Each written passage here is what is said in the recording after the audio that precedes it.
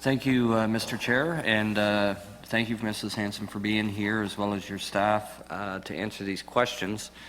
I guess I'll start my questions off. I know clearly over the last 2 years, governments have been trying to get a grip on the COVID issue, the pandemic, and how it affected, New Brunswickers and the policies relating to that.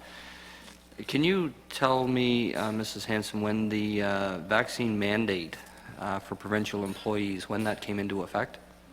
Mr. Austin, I've got amazing colleagues here because I'm pulling up from my Finance and Treasury Board stuff. So the vaccine policy was introduced the end of August 2021 to employees in parts 1, 2, 3, and 4 of the public service. The original policy required employees who had not provided proof of vaccine to their employer to complete rapid testing 3 times a week and wear a mask at all times. Now, on October 5th, 2021, it was announced that employees who had not shown proof of full vaccination would have 6 weeks beginning October 8th to do so. And on November 19th of 2021, employees who had not done so after the 6-week notice period and who did not have a valid medical exemption were placed on unpaid leave. Thank you, Mrs. Hanson. Can you tell me how many provincial employees, including healthcare workers, have been removed from their jobs from that date due to the vaccine mandate? Yes, I can.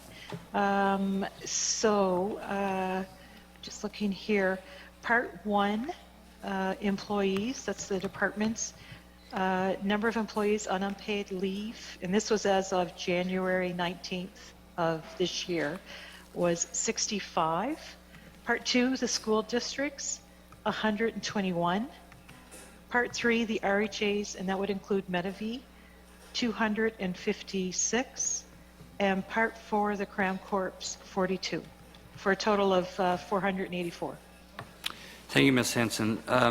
Focusing on Part 3, the 256, can you tell me, out of that 256, how many are physicians, specialists, or surgeons that are no longer able to practice due to the vaccine mandate?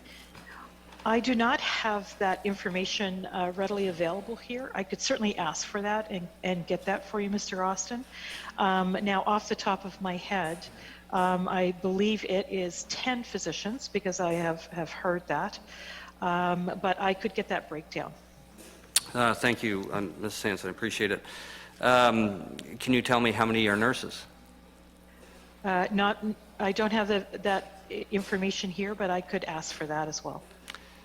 Okay, thank you. Can you tell me how many patients, because of the removal of doctors practicing due to the mandate, how many patients have been added to the Patient Connect doctor registry wait list because of the mandates? I cannot at this point in time. I do not have that information. Can you tell me, Mrs. Hanson, what ECO's plan is in relation to vaccine mandates for government employees going forward? We are bringing back for consideration to government, looking for direction relative to the policy. Okay, I appreciate that. In relation to going forward with some of these potential policy changes as it relates to vaccine mandates, I know other provinces have dropped them. There's a lot of discussion really throughout North America that have implemented them about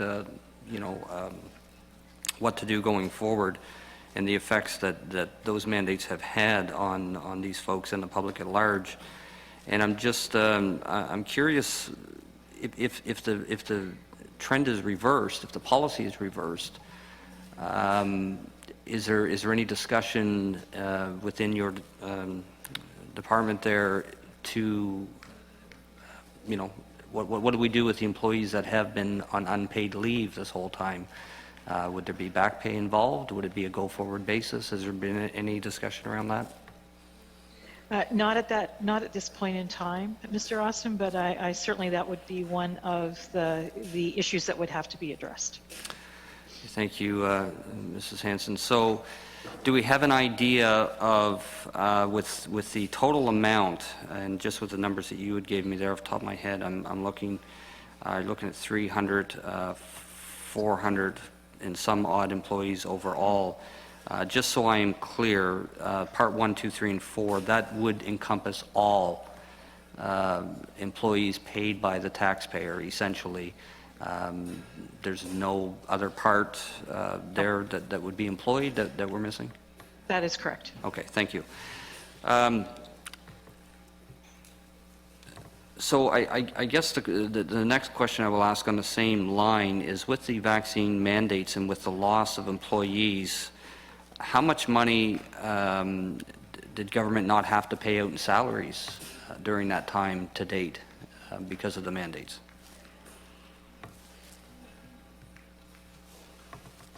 I do not have that figure. I would have to go back and do an analysis of that, or ask my finance and treasury report people to look at that relative to an analysis.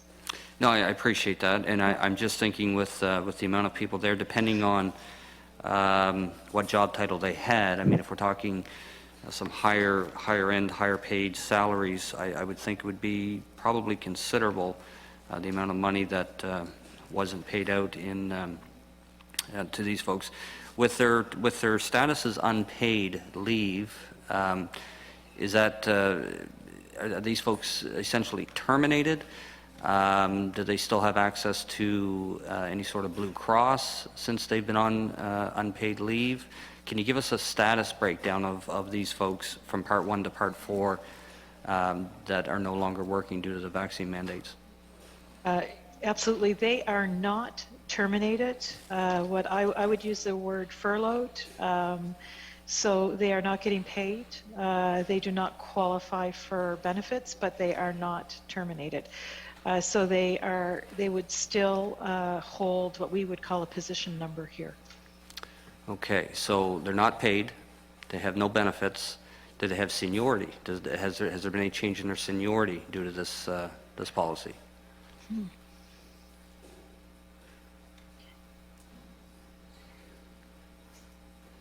I would have to double check on that, just around, because I'd have to look at the respective contracts to see what implications there are, Mr. Austin.